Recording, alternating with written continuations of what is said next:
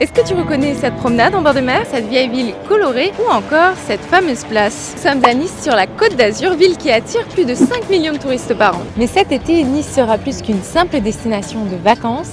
Nice se prépare pour les Jeux Olympiques.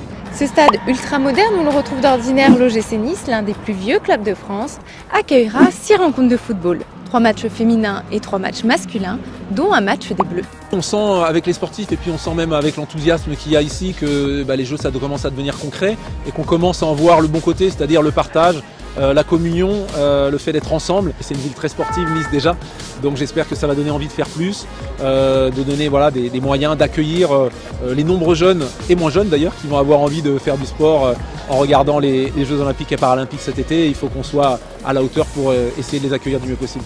Ici, on aime le sport et avec ce cadre idéal entre la mer Méditerranée et les Alpes, les Niçois ne manquent pas de choix et l'une de leurs activités favorites, c'est le cyclisme.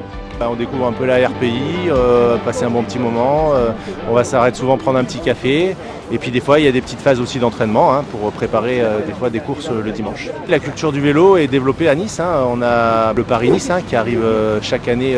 À chaque fois qu'il y a eu de grands événements, juste après le nombre de licenciés augmente, donc oui ça a un impact. Le chiffrer, ça me paraît difficile. Mais les JO ne seront pas le seul grand événement à Nice cet été puisque le Tour de France se terminera ici pour la toute première fois, ce sera le 21 juillet. Une raison de plus s'il en fallait pour ne pas passer à côté de cette ville.